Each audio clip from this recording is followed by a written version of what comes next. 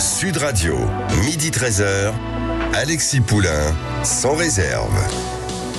Et on est ensemble sur Sud Radio jusqu'à 13h dans Poulain sans réserve. Aujourd'hui, on va parler d'énergie avec Nicolas Meillan, un ingénieur qui va parler de la taxe charbon peut-être. Et puis on va revenir sur cette interview de Vladimir Poutine avec Tucker Carlson, le journaliste américain, avec Caroline Galacteros, politologue, qui va aussi nous expliquer ce qui se passe un peu du côté de l'Ukraine. Mais avant de commencer, on vient de l'apprendre, Robert Badinter, l'ancien garde des Sceaux, est décédé et on voulait simplement lui rendre hommage et l'écouter lorsqu'il était à la tribune et qu'il défendait la suppression, l'abolition de la peine de mort en France. Un moment historique, on écoute. J'ai l'honneur, au nom du gouvernement de la République, de demander à l'Assemblée nationale l'abolition de la peine de mort en France. Je vous dirai pourquoi. Est-ce que plus qu'aucun autre, je sais qu'il n'y a pas dans la peine de mort de valeur dissuasive. Sachez bien que dans la foule qui à Troyes criait au passage de Buffet et de Bontemps autour du palais de justice, à mort Buffet, à mort Bontemps, se trouvait un jeune homme qui s'appelait Patrick Henry. Croyez-moi, à ma stupéfaction quand je l'ai appris, j'ai compris ce que ce jour-là pouvait signifier, la valeur dissuasive de la peine de mort. Et voilà, c'était Robert Badinter. On se retrouve dans un instant pour Poulain sans réserve. Vous pouvez nous appeler au 0826 300 300. D'abord sur la consommation de charbon et puis ensuite on reviendra sur l'interview événement de Vladimir Poutine par Tucker Carlson. À tout de suite. Sud Radio, votre attention est notre plus belle récompense. C'est vraiment agréable d'entendre une radio aussi joyeuse, même que ce soit le 7h du matin et le soir, c'est excellent. Sud Radio, parlons vrai. Alexis Poulain, sans réserve, l'invité. Et on se retrouve avec notre invité Nicolas Meillan, ancien conseiller scientifique auprès de France Stratégie. Vous êtes aussi membre de l'ASPO France, une association pour l'étude des pics pétroliers et gaziers. Et vous venez de sortir en fait une tribune dans le Figaro à propos du charbon notamment, qui explique que depuis 2000, en réalité, la part du charbon dans le mix énergétique n'a quasiment pas baissé, de 87 à 83%. Et pourtant, 6 000 milliards de dollars ont été investis en 15 ans dans les énergies renouvelables. Alors, comment on explique cette persistance du charbon et puis après, on va parler des solutions que vous envisagez pour sortir de cette énergie très carbonée. Bonjour Alexis, bonjour à tous. Alors, c'est les énergies fossiles, c'est pas que le charbon. La part qui a diminué, c'est 87 à 83%, c'est énergie fossile, donc c'est fossile, charbon, d'accord. plus pétrole, plus gaz. Mais effectivement, depuis 2000, ce qui est surprenant, c'est que, vous savez, on se revoit toutes les ans dans ces fameux COP, qui sont des sortes d'apéros géants, avec des dizaines de milliers de personnes, du champagne et des petits fours, pour faire baisser les émissions de CO2. Et depuis qu'on fait ces apéros, les émissions de CO2 n'ont jamais autant augmenté. Ah oui, c'est quand même particulier, puisque le but des COP, c'est de diminuer. Le but des COP, c'est de diminuer, et ça n'est pas que les émissions de CO2 des jets qui permettent d'aller à ces COP. Donc, pourquoi est-ce que ça n'a fait qu'augmenter ? Parce que en même moment, en même temps, vous avez eu la Chine qui a rejoint l'OMC en décembre 2001. Et donc, un grand mouvement de délocalisation, notamment des usines, des pays riches, OCDE, États-Unis, Europe, vers la Chine. Et donc, en gros, pour résumer, en France, on fabriquait des choses avec du nucléaire, pas de CO2, et maintenant on le fabrique au charbon et on importe de Chine. Ouais. Et donc forcément, c'est un petit peu l'éléphant dans la pièce. C'est que vu que la Chine aujourd'hui, il y a un article paru récemment, c'est un tiers de la production mondiale, forcément ça fait monter les émissions de CO2. Et en 2023, on a encore battu un record mondial d'émissions de CO2 et un record mondial de consommation de charbon. Donc, un constat est clair, si on essaie de faire quelque chose depuis 20 ans, ça ne fonctionne pas. Mais on parle, alors les COP s'enchaînent, se suivent et se ressemblent et rien ne se passe, si ce n'est que... Il y a toujours un accord historique à chaque fois. Oui, un accord historique, toujours. Et le CO2 ne fait qu'augmenter. Là, selon un économiste britannique, Nicolas Stern, il parle d'un transfert de 2500 milliards de dollars qui serait nécessaire des pays riches vers les pays pauvres, qui sont plus dépendants du fossile. C'est 4% du PIB de l'OCDE, c'est impossible en réalité de faire ça. Quelle est la solution ? Parce qu'on a l'impression que on parle beaucoup. Est-ce que cet objectif carbone, c'est un leurre ? Est-ce qu'on peut faire quelque chose ? Ou bien est-ce que c'est plié d'avance le match, on peut dire ? Alors, c'est vrai que nous, typiquement en Europe, on passe beaucoup de temps à discuter entre nous de faire baisser nos émissions de CO2, mettant des panneaux solaires, des éoliennes, etc. En taxant les SUV à Paris, en fermant toutes les usines, en délocalisant. Alors, quand on ferme les usines, effectivement, ça marche assez bien, notamment en France. Mais en fait, l'enjeu, il est pas là. L'enjeu, il est surtout en Chine, il est en Inde, où on ajoute des centrales à charbon tous les jours. Et si vous voulez, vous pouvez mettre quelques panneaux solaires sur votre toit. Si de l'autre côté, ils rajoutent une centaine de centrales à charbon, l'impact, il va être minime. Et c'est d'ailleurs pour ça que ça continue à augmenter. Alors, la Chine prévoit un pic jusqu'en 2050 pour sa consommation de fossiles. Oui, alors vous savez, c'est assez compliqué de se projeter sur les pics. Mais ce qui est sûr, c'est que si on a la moindre ambition de faire baisser les émissions de CO2, mais c'est un si qui est important, parce que a priori à date, c'est pas prouvé. Eh bien, il faut faire baisser la consommation de charbon. Ouais. Alors, je reviens sur Nicolas Stern, que vous avez cité, 2500 milliards de dollars par an. C'est ce qu'il avait dit pour pouvoir permettre cette transition écologique au niveau mondial. Les COP, elles ont acté 100 milliards de dollars par an, donc 25 fois moins. Et la réalité, c'est 10 milliards de dollars par an. Donc, c'est 250 fois moins. Donc, vous voyez, il y a quand même un écart entre 10 et 2500 milliards. Oui, mais des milliards, pourquoi faire? Pour investir dans des énergies renouvelables? Donc, nous, on a essayé de réfléchir à ce système-là. C'est bon, le problème, c'est le charbon. Alors, on a regardé qui consomme du charbon, et notamment qui consomme du charbon pour fabriquer son électricité. On est tombé sur 14 pays. 14 pays, je ne vais pas tous les lister, mais on va retrouver dedans la Chine, l'Inde, les États-Unis, Japon, Corée du Sud, Russie, Allemagne, et ces pays-là, ils font plus de 100 TWh d'électricité à base de charbon. Ça, c'est 95% de l'électricité mondiale à base de charbon, et c'est un quart des émissions de CO2. D'accord. Et on s'est dit, ces gens-là, on va essayer de mettre en place un mécanisme vertueux. On va mettre en place, une taxe, parce que c'est comme ça que ça s'appelle, sur leurs exportations. D'accord ? Donc, quand nous, on apporte ça chez nous, ils vont avoir cette taxe-là. Et on s'est dit, on va dimensionner cette taxe pour qu'elle leur permette à eux de se débarrasser du charbon. On va pas juste les taxer et prendre l'argent pour financer notre incompétence chez nous. On va leur rendre l'argent pour qu'ils puissent remplacer leur centrale à charbon par une centrale nucléaire, de l'hydraulique, une éolienne, un panneau solaire, une économie d'énergie. Et on a fait le calcul, et en mettant une taxe moyenne, grosso modo, sur ces 14 pays de 10% sur leurs exportations, qui représentent quand même plus de la moitié des exportations mondiales, on arrive à financer 1250 milliards de dollars par an. Donc on arrive à la moitié de ce que avait proposé Nicolas Stern, on arrive à plus de 10 fois plus ce que proposaient les COP et plus de 100 fois plus de ce qu'on fait. Ouais.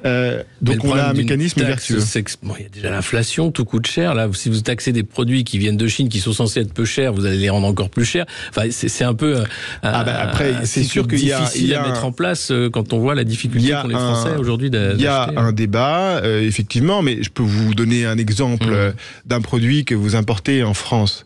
Il faut voir à quel niveau on met la taxe. Est-ce qu'on la met sur le prix à l'importation ou est-ce qu'on le met sur le prix final ? Ouais. Mais si je vous prends souvent un t-shirt que vous payez en France, on va dire 20 €.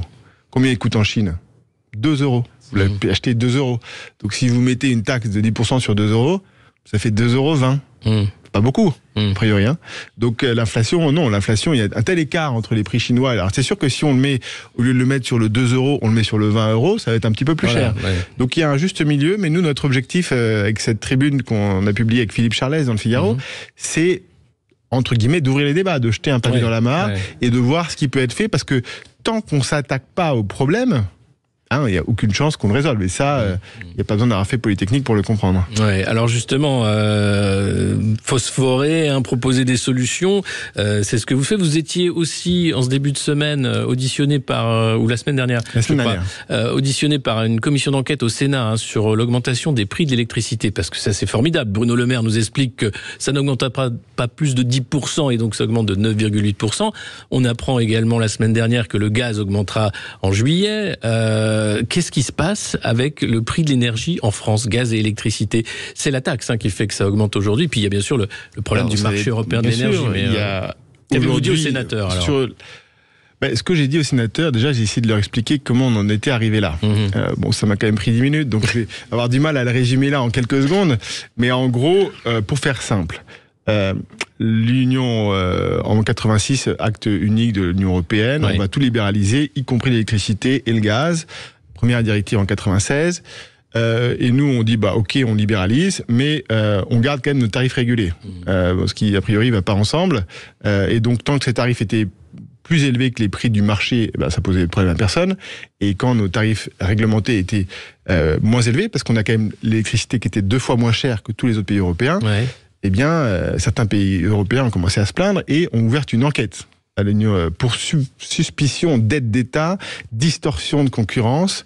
Et donc, en gros, ce qui pesait sur nous, c'était une amende de 20 milliards d'euros. Donc, soit on prenait risque de l'amende, ou soit on se pliait aux injonctions, et donc on a créé un mécanisme qui s'appelait l'AREN, qui n'était pas si mal ficelé que ça à l'époque, et qui permettait de garder nos tarifs régulés, et en même temps d'ouvrir la concurrence, parce qu'il fallait absolument ouvrir la concurrence. Donc en fait, la France s'est fait braquer par l'Union européenne pour ouvrir la concurrence. On avait un pistolet sur la tempe, et Nicolas Sarkozy a signé en bas parce qu'il voulait pas payer 20 milliards d'euros. Voilà. Et donc on se récupère ce mécanisme qui pose pas trop de problèmes jusqu'en 2020, mais dès que les prix du marché ont explosé, la construction même du mécanisme de l'AREN, grosso modo l'AREN, ça permettait que dans notre facture, 70% soit du nucléaire et 30% seulement le marché. Donc on réduisait notre exposition au marché. Mais c'est un marché fictif, parce qu'en réalité, tous ces acteurs privés de l'électricité achètent leur électricité à EDF. Alors, c'est pas un marché fictif, mais effectivement, le marché tel quel ne représente que un quart de l'électricité qu'on consomme. Donc, c'est pas grand-chose, et en gros, ça permet de passer les pointes, et ça permet de s'échanger l'électricité entre différents pays. Ce qui s'est passé quand les prix de l'électricité ont augmenté, c'est que le mécanisme étant mal ficelé ou n'ayant pas évolué, il aurait dû évoluer, eh bien, on se retrouve avec la part du nucléaire qui est passée de 67% à 45%, donc presque divisé par 2, et en même temps, la part du marché avait été multipliée par 4. Donc en fait, on fait x8 sur la part du marché qui faisait un tiers, donc x3 sur le prix de l'électricité. Alors que le coût de l'électricité, 80% nucléaire hydraulique, il n'a pas bougé. C'est amorti, ultra amorti. Et donc, ce que j'ai proposé aux sénateurs, c'est de simplement corriger les problèmes de ce dispositif. Et j'ai d'ailleurs appris après que c'était les corrections que je propose étaient ce qui était prévu au départ. En 2009, mais dont le gouvernement n'a pas voulu. Alors c'est quoi les corrections? C'est se dire, au lieu de se baser que sur le nucléaire pour se protéger du marché, on fait nucléaire plus hydraulique, parce qu'en France on est des champions d'hydraulique. Comme ça, 80% de la facture, ça va être nucléaire hydraulique, donc moins de 50 euros, 60 euros. Et puis après aussi, on a eu, depuis cette libéralisation, on est le pays où il y a le plus de fournisseurs d'électricité. Oui, c'est ça. Alors, on était le pays avec le gros monopole, et on a plus de 100 fournisseurs d'électricité. Et donc, alors, il y en a certains qui ont joué le jeu, qui ont investi dans des capacités de production, notamment en renouvelables, et il y en a d'autres qui ont juste produit des factures. Donc les producteurs de factures, ils sont sympas, mais eux, on va leur demander de produire au moins un quart de ce qu'ils vendent. Comme ça, ils vont vendre un peu moins, et on n'aura pas ce phénomène, je n'en ai pas parlé, et c'est compliqué à expliquer, le phénomène d'écrêtement, qui fait que grosso modo, en 2012, on a dit les fournisseurs alternatifs qu'on va créer ont le droit à un quart de la production d'EDF. Sauf que ces gens-là, comme ils ont peu investi dans des moyens de production, en fait, ils ont demandé plus que ce dont ils avaient droit, et c'est ça qui, à cause de notre calcul un peu mal foutu, a fait que les prix ont explosé. Mais quand je dis les prix explosés, je veux juste redonner quand même un ordre de grandeur. Grosso modo, nous, l'électricité, le coût, c'est 60 euros du mégawattheure. C'est la CRE, la Commission de régulation de l'énergie, qui l'a dit. Le coût du nucléaire existant, 60 euros, et l'hydraulique, c'est moins cher. La Commission de régulation de l'énergie pour 2023 a recommandé un coût pas à 60 euros, mais à 240 euros.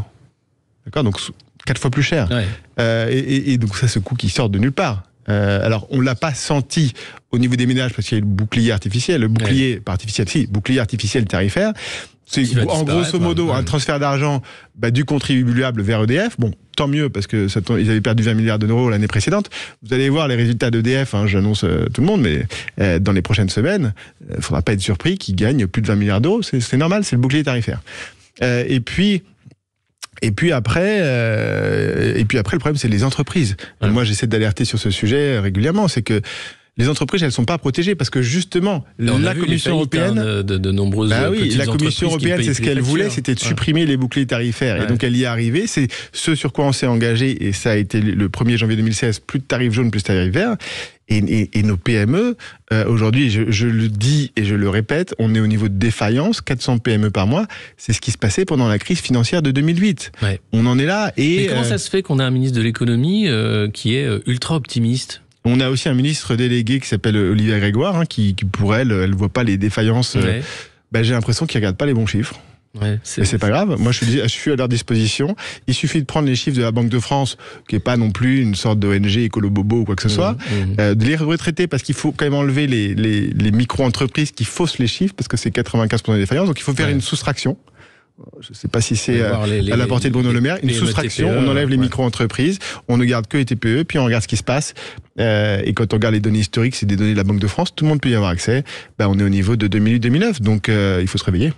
Est-ce que ça va se réveiller parce que les sénateurs vous entendent, mais on a l'impression que Bruno Le Maire, lui, reste dans une réalité parallèle. Est-ce qu'à un moment, les pouvoirs publics vont comprendre l'urgence qu'il y a à éviter une explosion ou une augmentation encore supérieure des prix de l'énergie, électricité et gaz, puisque le gaz augmente encore en juillet? Ouais, alors on va quand même... alors le gaz, il augmente aussi pour des problèmes des histoires de réseau. Parce que ce qu'il faut pas oublier, c'est que l'augmentation du prix de l'électricité ou du gaz...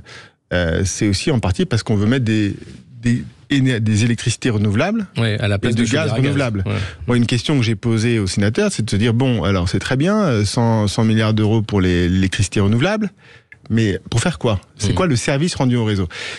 Moi, quand je regarde typiquement l'électricité, là, il y a des très bons sites internet pour voir ça, depuis 4 mois, ce qu'on voit, c'est quand il y a beaucoup de vent, en fait, on l'exporte. Et donc, quand on l'exporte, en fait, on l'exporte aussi à la place du nucléaire. Et donc, quel est concret ? Alors, ça nous a aidés, c'est vrai. L'an dernier, quand on a eu un souci un peu historique sur le nucléaire, effectivement, les renouvelables ont contribué, c'est indéniable. Mais là, la situation est revenue à la normale. Et donc, quand le vent souffle, on l'exporte et à la place du nucléaire. Donc, on baisse le nucléaire, qu'on paye quand même. C'est pour ça que j'ai dit au sénateur, en fait, quand il y a du vent, vous payez l'électricité 2 fois. Donc posez-vous la question, c'est pas le cas en Allemagne. En Allemagne, ça permet de remplacer du charbon et de la lignite, donc c'est une bonne chose, c'est indéniable. Ça coûte cher, 500 milliards, il faut les mettre, mais et c'est les ménages qui payent, mais ça permet de faire ça. Donc ça, c'est des questions que doivent se poser les sénateurs. J'ai été agréablement surpris par leur niveau de connaissance, les questions qu'ils ont posées, ça montre que c'est un sujet qui les intéresse. Au moins, c'est la bien. suite d'une commission d'enquête qui a eu lieu l'an dernier. Donc c'est mon naturel optimiste qui parle, mais voilà, on va s'intéresser de près à ce qui s'est passé sur les prix de l'électricité. On a conscience que c'est l'avantage compétitif historique de la France, c'est ce prix de l'électricité. Bien sûr. Et donc espérons qu'il en sorte quelque chose de concret. Ok, merci beaucoup Nicolas Meillan d'avoir essayé de raccourcir.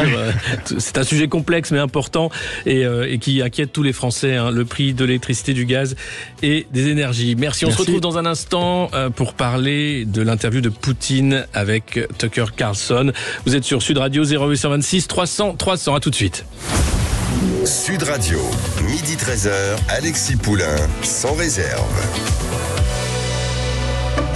Alexis Poulain, sans réserve, l'édito. J'ai la mémoire qui flanche, je me souviens plus très bien. Cette chanson de Jeanne Moreau, on s'en rappelle, mais est-ce que Joe Biden s'en rappelle ? Est-ce qu'il a rencontré Jeanne Moreau ? C'est vrai, en ce moment, on se pose des questions, on s'inquiète pour la santé du président de la première puissance nucléaire mondiale. Joe Biden semble avoir quelques petits problèmes cognitifs. Il y a un rapport qui a été publié, qui n'a rien à voir avec sa santé, qui était sur la mauvaise gestion de documents confidentiels qu'il aurait sortis de la Maison Blanche alors qu'il était vice-président, pour les mettre dans ses résidences privées.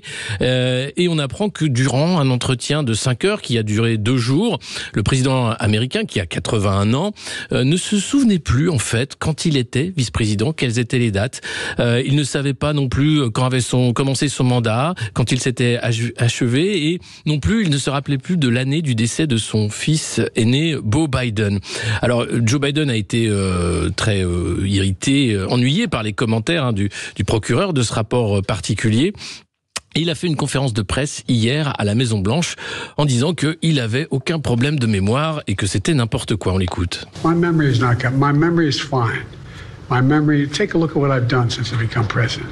Ouais, voilà, take a look at what I've done. Regardez ce que j'ai fait depuis que je suis président, ma mémoire va bien. Et juste après avoir lancé cette phrase, il parle de Gaza et là, patatras, il confond encore un président avec un autre. President of Mexico, Sisi, did not want to open up the gate to allow humanitarian material to get in. Eh oui, le président du Mexique, Sisi, non, Sisi est président de l'Égypte. Bon, alors c'est compliqué et c'est vrai que c'est assez dingue parce que quand on lit le rapport à propos de ces gestions des documents, il est dit que finalement Joe Biden serait un peu trop confus pour être inquiété par la justice. En fait, le procureur Robert Hur, c'est pas Ben Hur, c'est Robert Hur, estime qu'une inculpation ne se justifierait pas, estimant qu'un jury accorderait le bénéfice du doute à un homme âgé, sympathique, bien intentionné, avec une mauvaise mémoire. Et alors là, côté mémoire, c'est vrai que ces derniers jours, on a été gâtés. Il a confondu beaucoup de choses. On l'écoute. I sat down and I said, America's back. And Mitterrand from France looked at me and said, you know, why, how long are you back for? Ouais, Mitterrand de l'Allemagne, non, de la France, mais enfin c'était Macron, mais enfin bref, c'était dans le sud de l'Espagne, non, de l'Angleterre, que sais-je. Mais je me rappelle mon copain René Coty, avec qui j'avais des déjeuners, on s'amusait bien, on faisait plein de trucs. Non, c'est vrai, c'est compliqué. Il a aussi confondu Angela Merkel avec Helmut Kohl. Il semble bloqué vers le temps de la première guerre en Irak, puisqu'il avait aussi confondu Ukraine et Irak il y a de ça quelque temps. Alors, comment peut-on être rassuré, en fait, quand on voit l'état de santé de ce président de la première puissance nucléaire mondiale? Est-ce que c'est de la non-assistance à personne en danger? Est-ce que c'est de l'abus de faiblesse?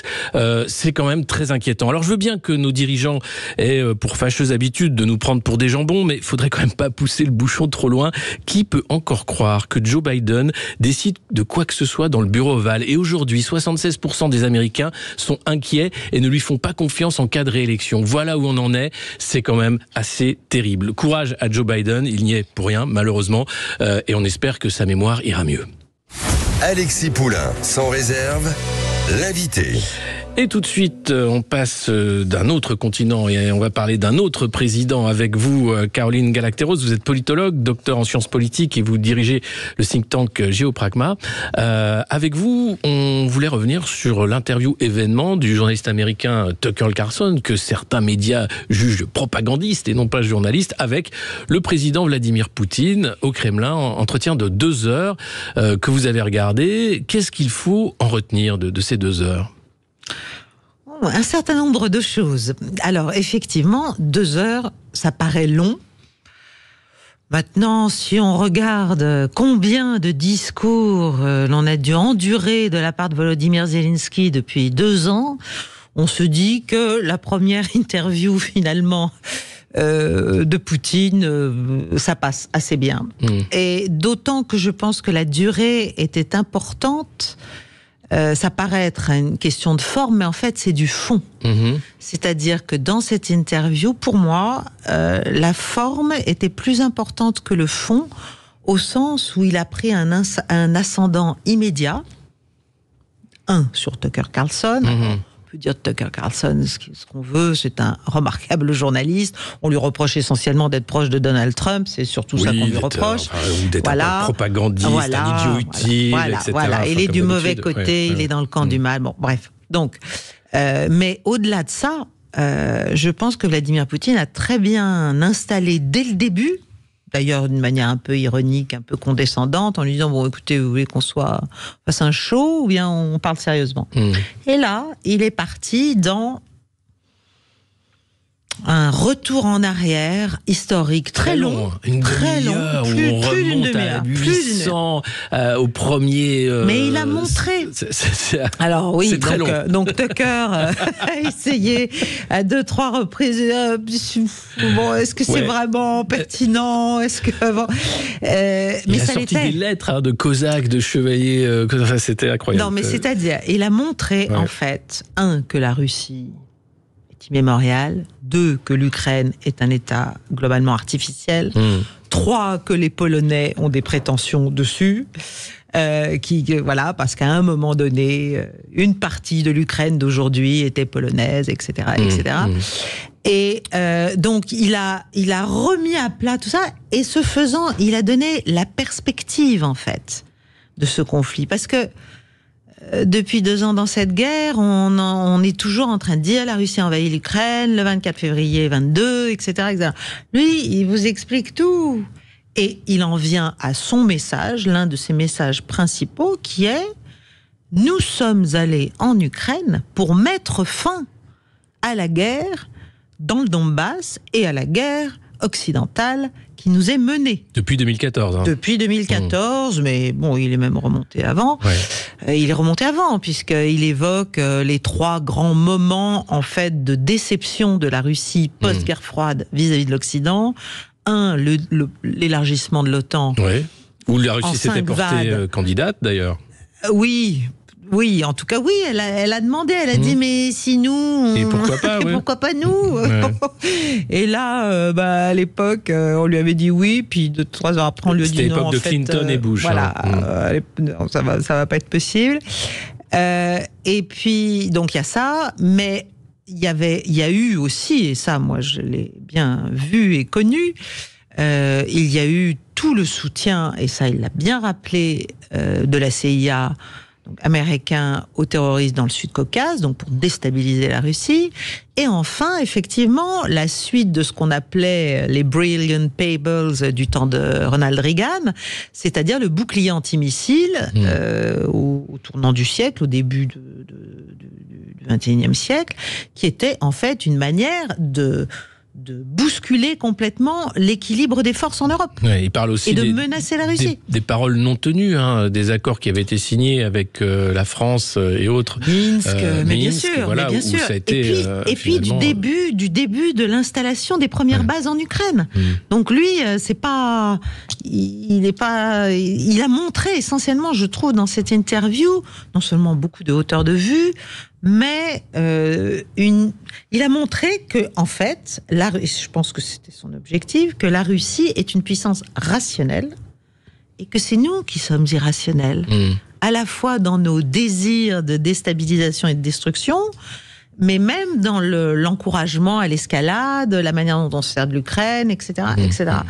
Donc, je trouve que c'est une interview très intéressante et j'engage tous les auditeurs à prendre le temps, en fait, d'écouter, parce que finalement, on n'écoute jamais les Russes. Rarement, ou du moins, on en a une parole assez déformée par certains médias.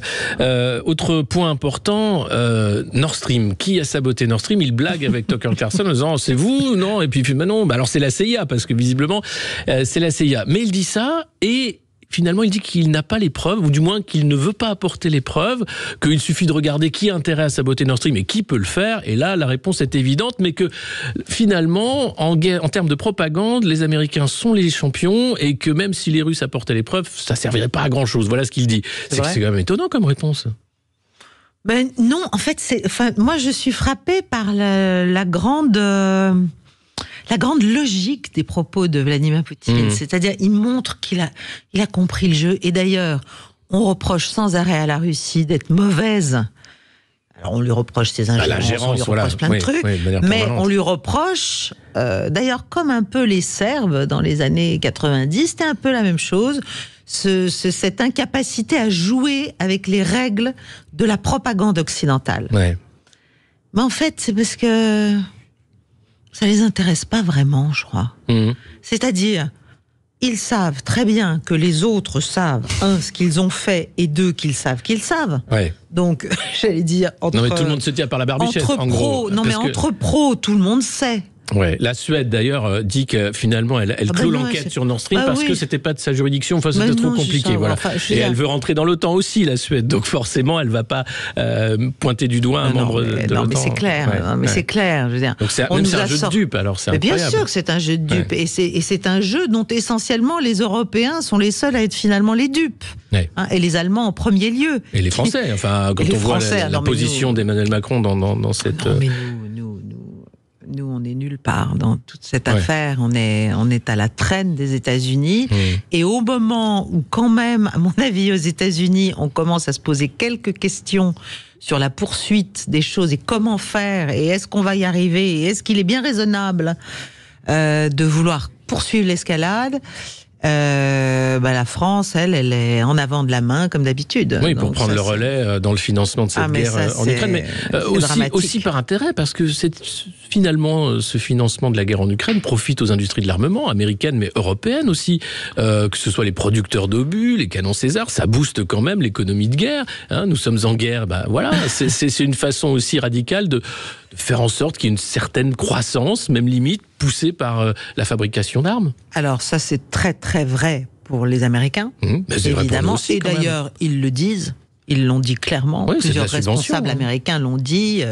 L'économie américaine se porte beaucoup mieux depuis la guerre en Ukraine, d'une certaine façon, parce que finalement, on fait vider les arsenaux européens, puis après, on les remplit avec nos armes. Donc, c'est top. Quand même, ça fait marcher le carnet de commandes. Plus le gaz naturel liquéfié, etc. Voilà. Pour nous, cette guerre a montré le fait qu'on a très peu de choses, finalement. Et qu'effectivement, il faut repartir, il faut nourrir de nouveau la production d'armement. Et d'ailleurs, moi je pense que oui, il faut effectivement reconstituer non seulement nos stocks, mais aussi un certain nombre de capacités et de forces. La question n'est pas là. Mais la question c'est, est-ce que c'est pour s'opposer à une Russie qui devrait être notre allié, que l'on a antagonisé, que l'on a poussé dans ses retranchements, qui est en train de l'emporter, et qui, en fait, et là, il a été très clair hier, il a dit non mais moi la Pologne, les pays baltes... Oui, on va en parler, on va faire une pause et on se retrouve dans un instant. 0826 300 300 si vous souhaitez poser vos questions à notre invité et parler de cette interview, mais aussi du sujet de l'Ukraine. On se retrouve tout de suite. 0826 300 300, pardon, vous êtes sur Sud Radio. À tout de suite. Sud Radio, midi 13h, Alexis Poulain, sans réserve. Sud Radio, midi 13h, Alexis Poulain, sans réserve. Et on se retrouve avec notre invitée Caroline Galacteros pour parler de l'interview de Vladimir Poutine avec Tucker Carlson, mais aussi de la situation en Ukraine et au-delà. Vous êtes politologue, vous dirigez le think tank Géopragma et vous venez de lancer aussi une chaîne YouTube Paix et Guerre qui cartonne pour parler de ces sujets géostratégiques. On parlait à l'instant de cette interview et des points forts. Dans l'interview également, Vladimir Poutine explique qu'il n'a aucun intérêt et aucune envie d'envahir la Pologne ou la Lettonie, ou ce que l'OTAN est en train d'essayer de montrer que la Russie serait une puissance prédatrice, et lui explique que non, ce serait aller vers une guerre mondiale et que personne n'y a intérêt, et surtout pas la Russie. C'est imparable, si vous voulez. C'est là qu'on se rend compte que nous, on vit dans une réalité alternative, pour faire oublier le fait qu'on perd. On perd sur les paris qu'on a faits. C'est évident. Enfin, pourquoi la Russie irait-elle attaquer des États protégés par les États-Unis au plan nucléaire à l'intérieur d'une alliance de type OTAN? Enfin, c'est suicidaire. Il n'est pas suicidaire. Mais lui explique en revanche que si lui n'est pas suicidaire, il se pose des questions quand même sur les choix de l'Allemagne, avec la volonté de ne pas demander l'ouverture de tuyaux gaziers qui existent actuellement. Yamal, et le fait que l'économie allemande est en train de s'effondrer sur elle-même du fait du prix prohibitif de l'énergie et des choix des sanctions. Là, lui, il ne comprend pas. Alors, je suis entièrement d'accord. Il explique qu'il ne comprend pas, et c'est assez peu compréhensible. Mais à vrai dire, depuis Nord Stream, on est un peu estomaqué de voir les réactions du chancelier Scholz, qui périodiquement va à Washington pour... Il y est d'ailleurs. Pour mettre au point les narratifs, n'est-ce pas, sur ce qui s'est passé, ce qui s'est pas passé, ce qu'il doit dire. Bon... Pendant ce temps, l'économie allemande souffre considérablement, et la société et le peuple allemand souffrent. Pendant ce temps, la Pologne en profite. Parce que moi, je pense beaucoup, et je l'ai dit, mais il y a déjà 6 mois, 8 mois, je sais plus, que les Américains jouent la Pologne contre l'Allemagne, là. Deux grands pays en Europe, en termes démographiques, en termes de surface. Mais clairement, quand même, il faut revenir aux origines. Et les origines, c'est que les États-Unis voulaient casser le lien énergétique entre l'Allemagne et la Russie. C'est fait. Il avait d'ailleurs des menaces sur Nord Stream 2, immédiatement dès la mise en place du gazoduc. Voilà. Donc ça, c'est fait. Et les Polonais, eux, qui sont les bons élèves, les anti-russes primitifs que l'on sait, sont abondamment joués, aidés, poussés, et militairement, ils sont très très en avant de la main et très très désireux de voir l'escalade se poursuivre. Oui. Parce que c'est une zone d'influence finalement qu'il voit s'ouvrir en Ukraine, c'est ça ? Oui, et alors c'est là qu'il y a un message quand même qui a été clairement dit, ça a été assez rapide dans l'entretien, mais ça s'est dit, c'est que tant que... Parce que, bon, la Russie sait tout ce qui se passe en Ukraine, mais tout, au mètre près. Donc, il a dit, tant que c'est des mercenaires, il a dit, il y a plein de mercenaires, plein américains, il a cité les Polonais, il a cité, je crois, les Allemands. Et il a dit, tant que c'est des mercenaires, même si on sait que ça peut être d'anciens soldats... Service ou autre, oui. Mais le jour... Il n'a pas cité les Anglais, d'ailleurs, c'est intéressant, parce que les Anglais sont très, très à la manœuvre. Mais le jour où ça va être des soldats en tant que tels... pour la Russie, ça devient tout à fait différent. Sous-entendu, là, vous allez vous prendre c'est l'escalade assurée. Des trucs sur la figure. Et il a rappelé aussi, mais quel est l'intérêt des États-Unis d'aller mettre des soldats américains sur le territoire ils sont partout. Quand on voit également au Proche-Orient le nombre de bases américaines, c'est impressionnant. Non, mais il y a un problème. On a au téléphone Chantal de Bastia qui souhaitait réagir et vous poser une question. Bonjour Chantal. Bonjour Alexis Poulain, je suis ravie de vous avoir déjà à vous, parce que vous êtes quelqu'un que j'admire énormément. Merci. Pour tout ce que vous faites. Caroline Galacteros, je n'en parle même pas, d'ailleurs, Paix et Guerre, c'est une très très bonne idée et j'espère qu'elle aura un grand succès, sa chaîne. Voilà, alors, moi, il y a quelque temps de ça, j'avais posé la question à quelqu'un d'autre, à Jacques Beau, en disant que pour moi, la guerre en Ukraine, en fait, les États-Unis avaient comme mission, et d'ailleurs on voit avec Scholz et Macron, 1, détruire l'industrie allemande, 2, détruire la technologie française. Parce qu'ils ne voulaient surtout pas que l'Europe, en tant que telle, se développe, étant donné leur économie, et en plus que la Russie se rapproche de l'Europe, alors ça, il en était hors de question. Faut pas oublier que Biden, le 8 février, lors d'une interview, a bien dit à une journaliste allemande que Nord Stream 2 ne se fera pas. Donc c'était avant le 24 février. Oui, bien avant. Donc voilà. Donc les gens, il ne faut pas qu'ils oublient. Donc moi je pense que Poutine n'est pas un dingue comme on veut le faire passer. Il n'a aucune raison. Les pays baltes, mais alors ils sont contre-fous. La Pologne, il n'a pas envie de se retrouver avec l'OTAN sur le dos. Il a déjà en Ukraine. Donc il ne va pas augmenter la dose. En revanche, je voudrais demander à Caroline Galacteros qu'est-ce qu'elle pense de la position de la France qui, lors de la dernière conférence de presse en Suède de M. Macron, parce que moi je vous dis honnêtement, enfin nous ici en Corse ça m'étonnerait, et en France d'ailleurs, que les Français aillent donner une goutte de sang pour l'Ukraine. Ça m'étonnerait fort. Donc il ira lui, Macron. Mais enfin d'aller jusqu'au bout pour l'Ukraine, avec notre argent quand même, qui tire quand même sur des civils. On va donner la parole à Caroline Galacteros, parce que c'est vrai qu'en Suède, Emmanuel Macron a quand même remis à plat la doctrine nucléaire française en expliquant que la bombe nucléaire française, c'est pas que pour la France, c'est pour toute l'Europe. Voilà. Et là, pourtant, c'est dans le marbre. C'était une volonté du général de Gaulle. C'est fait avec une légèreté incroyable, avec quasiment aucun commentaire dans les médias français, comme si, oui, c'est normal, parce que c'est l'Europe. Et dans les armées françaises. Et dans les armées françaises, oui, que font les généraux. Qu'est-ce qui se passe en France? Est-ce que c'est un coup d'État soft qui est en train de se passer, où l'Europe va prendre finalement le dessus sur ce qu'il reste encore de petite souveraineté à la France? C'est-à-dire que nous avons à notre tête l'européiste en chef. Donc, pour lui, c'est l'Europe, l'avenir de la France, si j'ose dire. Et j'allais dire la forme ultime que peut prendre ce qu'il reste de France. Ouais. Il a juste oublié que l'atome, ça ne se partage pas.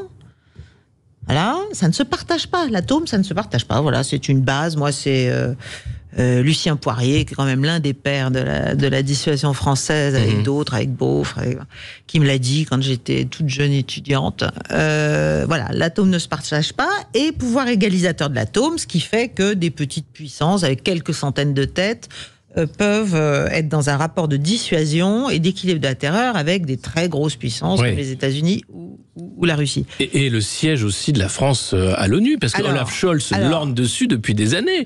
Il est le premier à avoir dit ce serait bien d'avoir un siège européen plutôt ou un siège tournant plutôt qu'un siège qui est à la France. Avant lui.